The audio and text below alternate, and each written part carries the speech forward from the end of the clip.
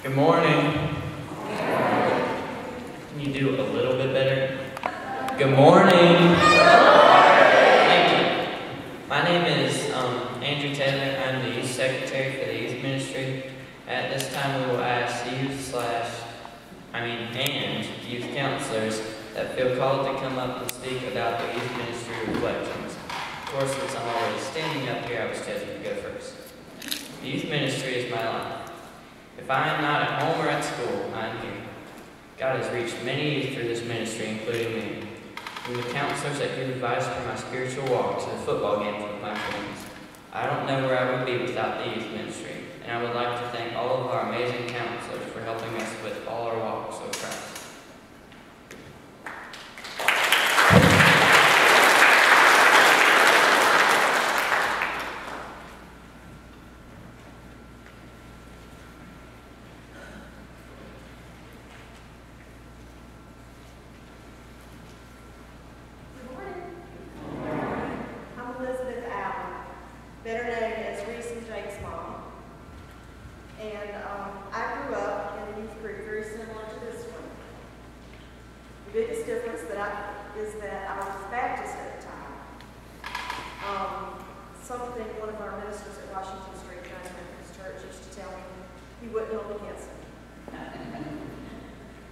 During my teenage years, I was very active in my youth group. They kept me in check, they kept me grounded, and they held me accountable. Today, I'm still friends with some of those people, and I share years of wonderful memories with them. One of my favorite scriptures that I learned as a child was Proverbs 17:17. A friend loveth at all times. And I want these folks to know that look around you, because these folks will be there for you for many, many years to come. When I went off to college, like many, I drifted away from the church for a while. But when Danny and I started our own family, it was very important to me that my children be a part of something like I was. To know that love and support and friends who would always have your backs. When we found Red Bank United Methodist Church, I was most excited about the active children and youth groups. I started helping out with this group when Reese became old enough to become part of it. And I've loved every minute. I usually feel like that the kids are giving me more than I'm giving them. They remind me of the pure joy that I felt as a young Christian many years ago. The young people you see up here today, as well as some others that are no longer in the group, have been very, very special to me and helped me grow even further in my Christian walk. I've had some difficult times the last year with my family. I lost my dad this past year. But these kids took good care of me. And all they have to do is open their arms and give a big hug. And I know everything's going to be okay.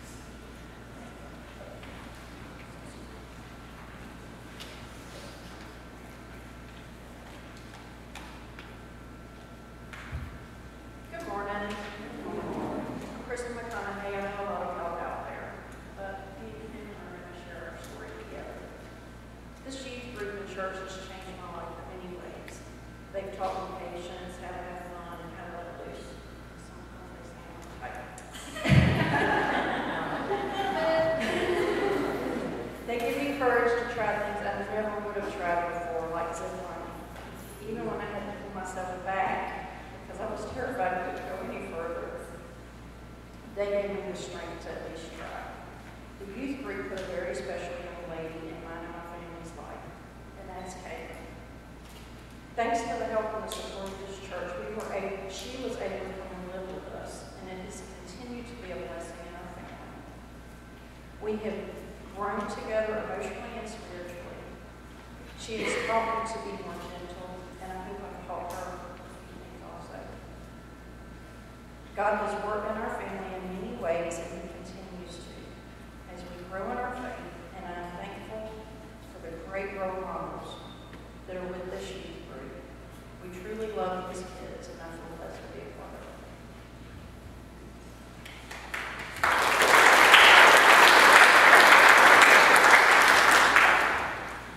I'm Caitlin, and when I first started coming to youth group, it was my escape to get away from what used to be my home. The home was very negative, and I felt very alone, like I had no one to go to. As I continued to go to youth group, God showed me that I'm not alone. He gave me a whole church family that loves and cares about me. I wouldn't take back out of youth group for anything. I was very blessed to have met this amazing family who took me into their home, and I thought I had nowhere else to go. They've done so many great things in my life. It was the hardest decision I have ever had to make, and to this day it still is.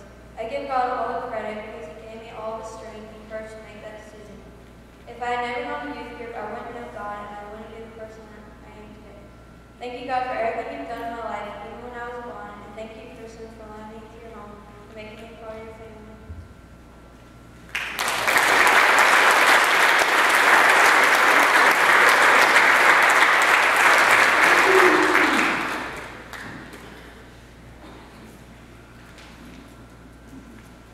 Morning.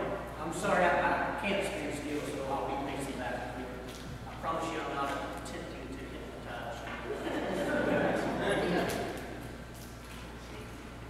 I want to thank you for your time today to be able to get up here and speak about how the youth has brought growth in my life, in my spiritual walk. And it's summed up in one word that we hear a lot today. We hear it when we describe our armed forces. We hear it when we describe our police officers and our firemen. But we don't hear it when we talk about Christians. We don't hear it when we talk about our youth. And we don't hear it when we talk about our preachers. And that word is courage. But what I have learned while serving with the youth here is what that word courage means for a Christian. An example of this comes from 1 Samuel, talking about David and Goliath. You know the story about Goliath, the big Philistine, bigger than man, out there beating his chest every day, talking to the Israelite soldiers, who's going to challenge him? When the boy David tells them to stand up, be strong. They're God's army. What do they have to be worried about this Philistine? A boy's telling them this. Verse number 32. David said to Saul, "Let no one lose heart on account of this Philistine. Your servant will go out and fight. A boy gets the job." Saul replied, "You are not able to go out and fight against the Philistine. You are only a boy, and he's been a fighting man from his youth."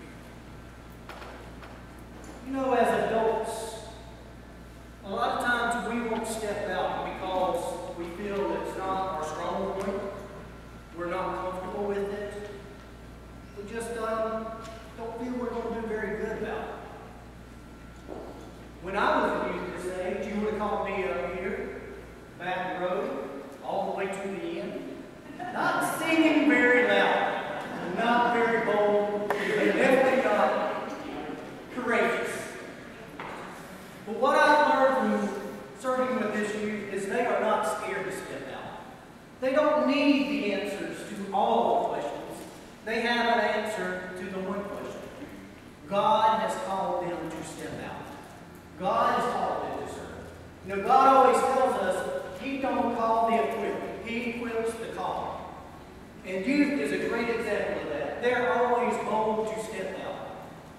We went this year and served the homeless in the park. Wasn't something that was organized. You know, because if it's organized, we might show up to it.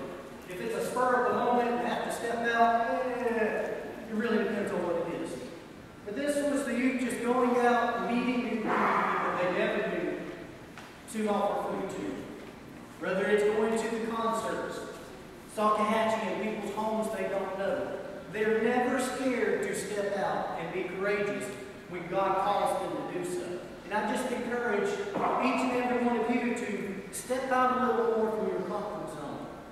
Come serve the youth if you need to, because that's what really allowed me to realize I need to step out of my comfort zone.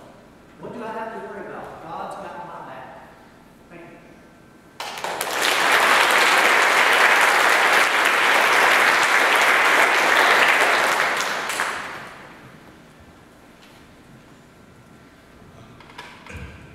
I'm Rizal. I was born into a Christian family. So I knew who God was, but because of the fact that the church we were going to at the time was so far and out of the way, I never really knew him, if that makes sense. So the few times that we were able to, or have time to go to church services, Sunday schools, youth things, I never really enjoyed myself. It's hard for you to do something like that when you're never there enough to get to know anybody. You didn't grow up hearing these stories that everyone else seems to know already, along with hymns and everything. You just kind of feel alone and out there. Just kind of, hey, there's that guy that shows up every few weeks, just kind of by himself.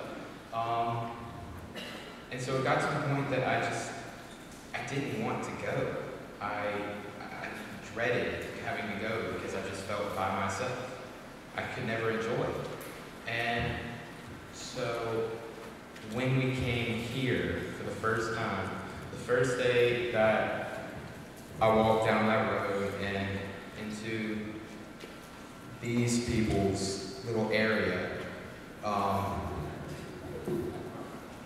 it seems like the first second I walked past that gate, I was welcomed with a hug, an introduction, a tour of the place, and just everyone just said, hey, how's it going? I'm so-and-so, all this kind of stuff. And it's just a lot more welcoming than I was used to, that I expected. And just welcome you with open arms from the first day, which is just something I wasn't used to. It made me feel involved and welcomed, which is something I never had felt before. And since coming here with those open arms, those new friends, friendly faces, it's gotten me to experience things that I never thought I would. It's given me the chance, the opportunity to get to know and embrace God in a way that I never really thought I could. And I'd just like to thank the leaders, the youth, all the youth that aren't here anymore, all of you, just everyone. Thank you for that opportunity, and thank you.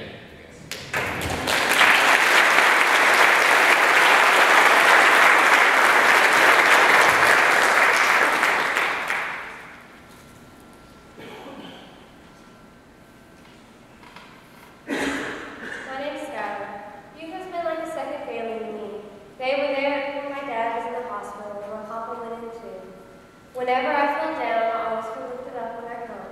I can't wait till Wednesdays because I feel like I'm recharged when coming. This being my last year, I have seen changes in the youth group, from Mr. John to Miss Elaine. Yes, at times things were hectic, but we were always there for each other. Miss Elaine is there for each of us. We have support from each of our counselors. When I look at the youth group, I see a family.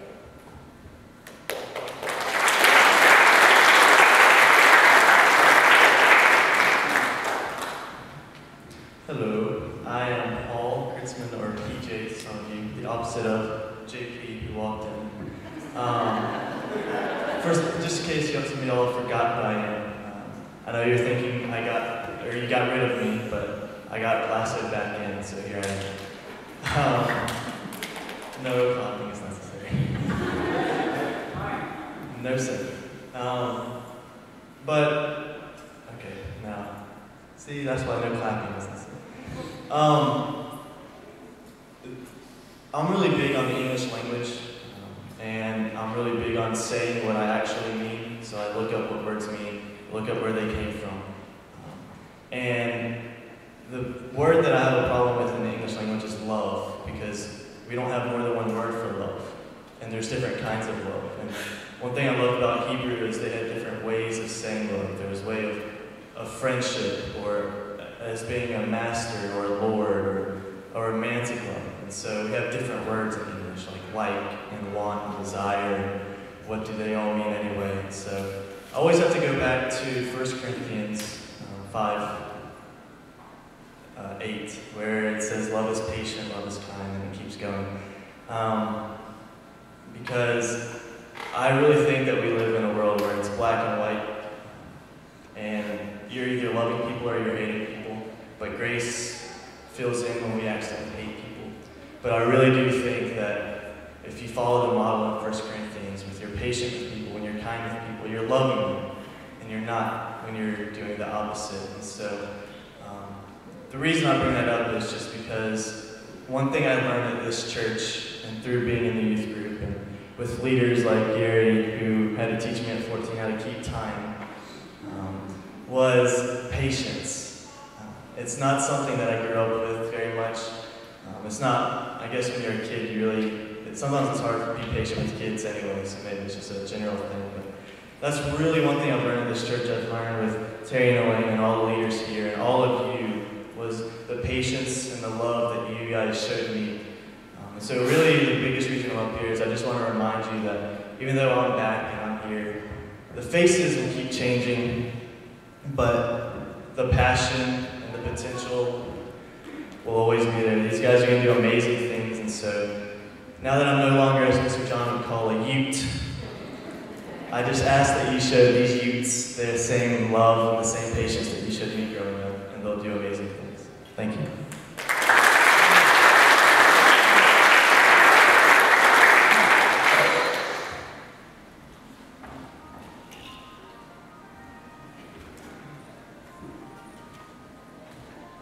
My name is Megan, and the way the youth group has impacted me is they're welcoming and very nice, and I've grown closer to God by being in this youth group. I know God has come near me in the time that my parents went their separate ways. God was there for me in a time of sadness, when I lost my friend to death by drowning, but I got closer to God in a time of sadness.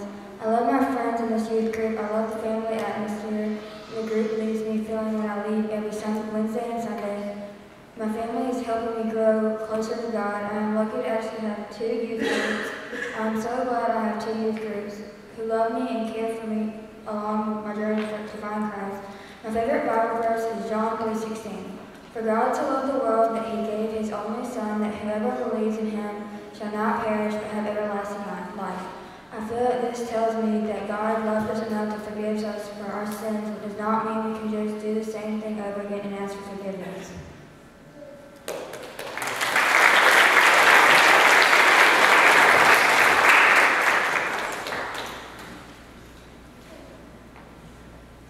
Good morning. In the words of Johnny Carson, I'm not going to stand here and tell you how old the last envelope. I am the last envelope. What has this youth group and what is working with this youth group meant and done for me? Well, you've heard a lot of reflections and testimony today from both youth and from some of the counselors. They've talked about courage, they've talked about strength, they've talked about stepping out and doing things they never thought they would do.